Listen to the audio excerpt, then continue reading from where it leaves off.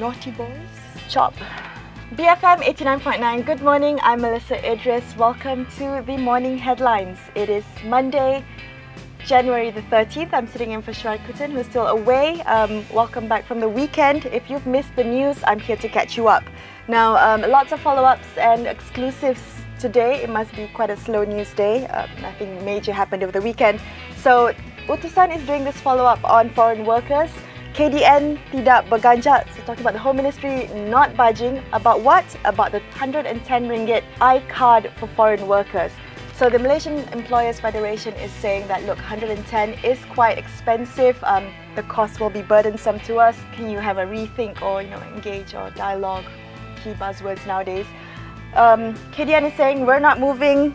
Tidak berganjat. Not budging at all. Zaid Hamidi says if you don't like this policy, if you don't like this 110, if the cost is too burdensome, hire locals instead. So, he's telling them to go stick it, He's like, screw you, deal with it. Moving on to the Malay Mail, we have another follow-up story. Were the naughty boys instigated? Who are the naughty boys, you ask me? It's a story to do with the shooting that happened in Sabah. 31 business premises were randomly shot at. Turns out, the cops say, it's just naughty boys. It's just mischievous teenagers, just budak nakal. So they've ruled out Lahat Datu intrusion type scenarios or any armed Sulu groups. But Malay Mail is trying to lend some gravity to it, saying that it's not been ruled out yet. Were they instigated? Could it have been some organised crime or some people trying to cause some uneasiness? The Sun is saying the Sun's front cover is under probe. Who's under probe, the Sun?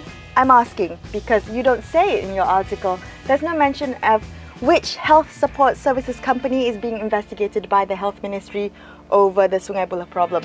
This is also a follow-up. If you remember, this was a story on Malay Mail. Remember the garbage, the hospitals, the filth, the unwashed bathrooms, limbs flying around everywhere. So the Sun never actually names the health support services company. Malay Mail does. They've named it as Redicare, so I wonder what's happening with the Sun, why they never chose to name it. The Star has an exclusive on their front page and it is heartbreaking. All folk abandoned again, and some people can be so merciless, is what the Star is saying. So P. Munyandi and 4 others were forced to live in filthy conditions after the caretakers of their home abandoned them in a house with no running water, mind you, for 2 months. It is very heartbreaking to read this on a Monday morning, but thanks to neighbours, the 5 of them were rescued. They've got a full-page spread on it, and I'm looking at it and I'm also wondering who can be so absolutely merciless.